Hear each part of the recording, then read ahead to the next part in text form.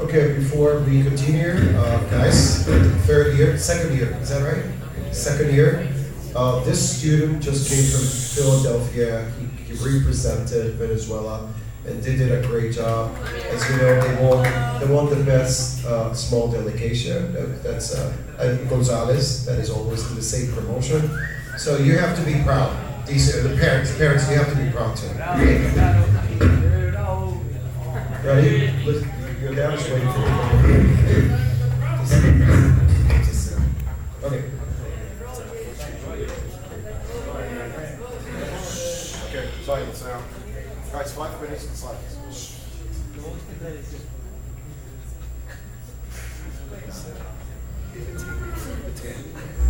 Hello, good morning. I'm sorry for the delay. And well, to begin, I want to tell you that I'm confident that every person here in this room today have realized how a small concept can be part of our lives. This concept is basically how every action has its own consequence. We behave well, we may end up in receiving a reward, or maybe not even be taken into account or noticed. After all, that's what we are all supposed to do. Yet, when unbehaving, a constant answer can be seen, which is punishment. So, today, I'm going to tell you about something so impressive, about how we can take this small concept and take it into larger fields. When I mean larger fields, or major fields, I mean the world itself. I mean the international community, to be more specifically. Right now, I want you to realize how close and how similar we can be to countries, how people can be similar to countries. Exactly how a country has its own personality, how a country has its own way to do things, how a country is able to cooperate with other people or not, how a country is able to retaliate. So as we all have our own characteristics that define us. Yet, are you confident that the punishment we receive as humans, as people, is as fair as the one the country received? I don't. Today I'm going to tell you about how I believe sanctioning countries is completely wrong, and how it needs to change from this moment on in order to be fair. So I'm going to tell you about economic sanctions. Okay, my objectives to cover today are economic sanctions, what they are, the types of economic sanctions, who imposes sanctions legally, what unilateral sanctions is, the history, the consequence of the sanctions, and my personal conclusion. Okay, what are economic sanctions? Economic sanctions are basically a tool used by the international community, international bodies, in order to enforce their beliefs, opinions, and actions to other countries. More specifically, these countries are known as threats to them, they can be considered, and they are known as rogue nations. So, economic sanctions are only the part of sanctions which are related to the market, to money, not sanctions like, for example, sending soldiers, sending troops. Those are other kind of sanctions which I will not talk in this speech. So, there are two major types of economic sanctions. The first one is the general, and the cases you can see in the pictures, which is generalizing the sanction over an entire country. Primarily, this is because the country has taken actions or is presumed to take actions international organization, international community will not accept and consider them as threats. So, the most basic types of economic sanctions generalized to a country are the import and export control of any kind of product to the market of the country.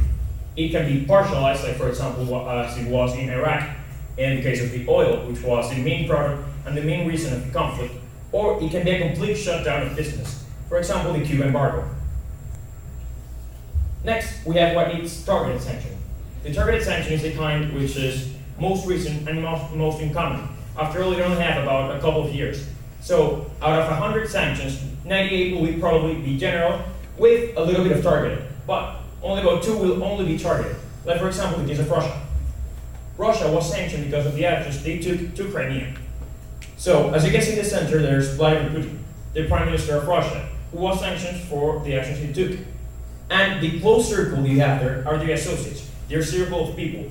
So, the European Union decided to sanction, instead of the entire country of Russia, to sanction these individuals. So, right now you can sanction either the politics, the people with money, associates, and other kind of relations.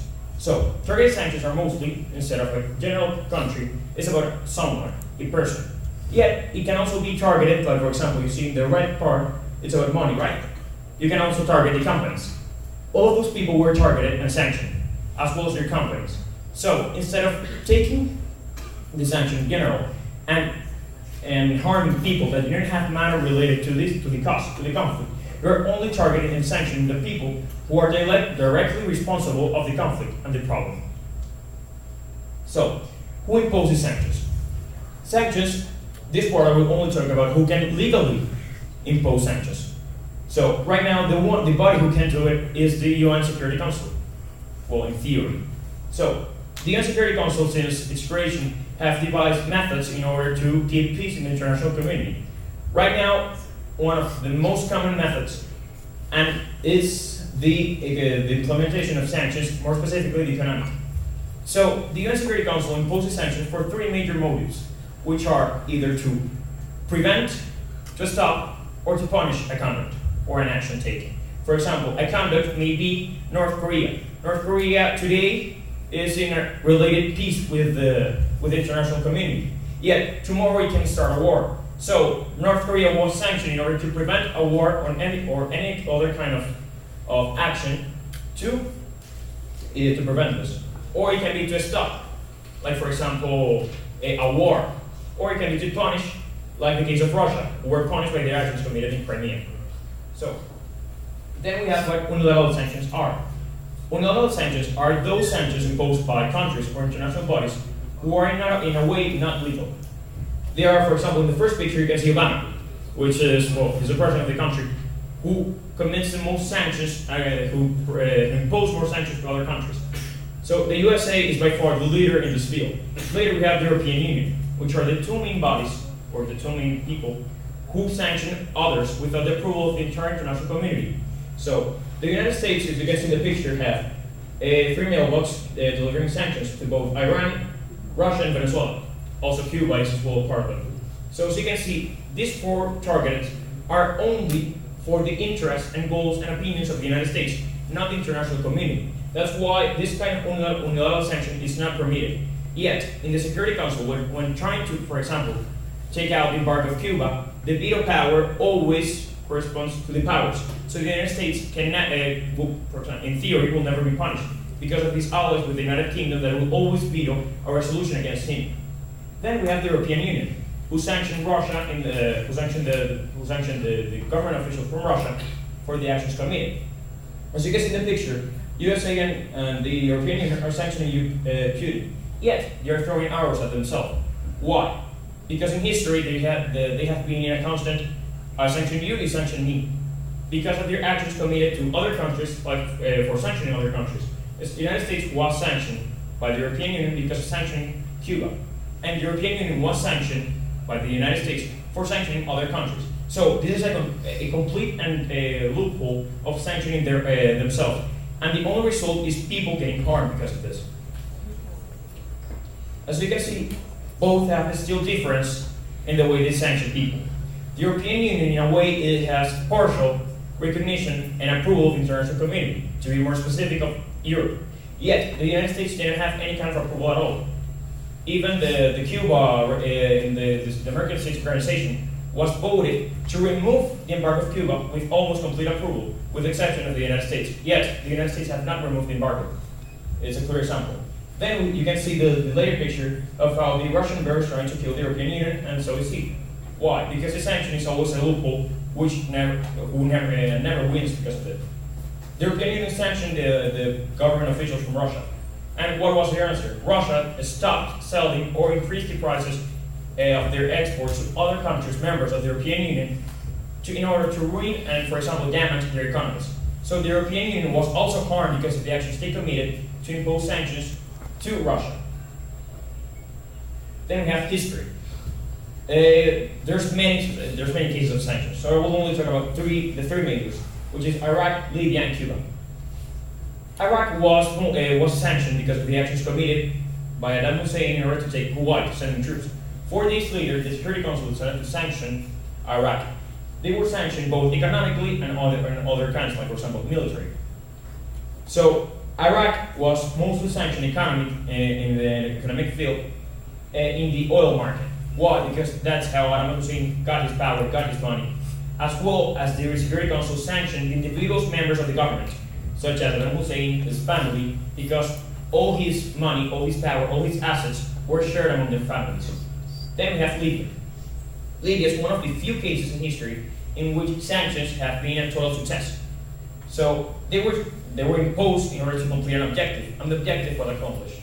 Yet, in both cases, the sanctions were imposed in a general manner. So, when you needed to sanction 5 individuals who were the real cause of the conflict and the real people who were damaging and being a threat to the international community, you were sanctioning the millions of people living in their countries. Then we have the Cuban embargo, which is a different matter. Why? Because this is a sanction imposed by the United States, according to their own beliefs, as seeing Cuba as a threat because of its geographical position in history with Russia.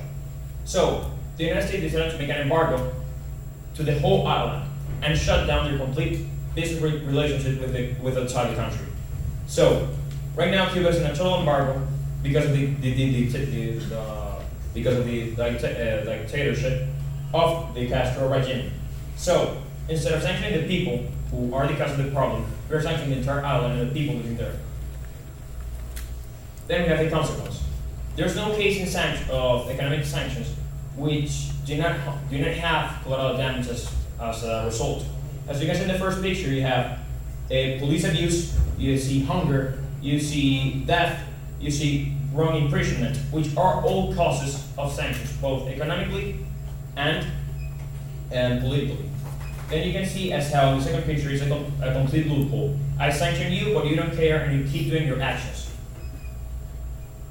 To finalize, before the conclusion, is that you can see in the first picture in the quote, as how sanctions imposed for Iraq have killed more people than any kind of massive destructive weapon.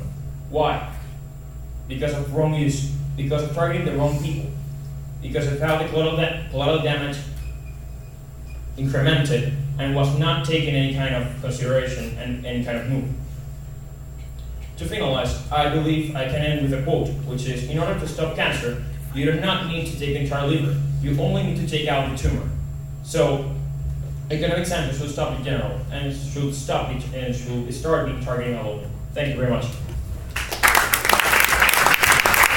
By the time we have the 4 presenters, please give a hand to our 4 presenters very quickly. And only feedback from Mr. Faria Meinhard. Thank you very much. Helping hands. Thank you very much. Okay, Mr. Faria. Yeah. Mr. Faria, the teachers had to go, they were evaluating, but your presentation was fantastic.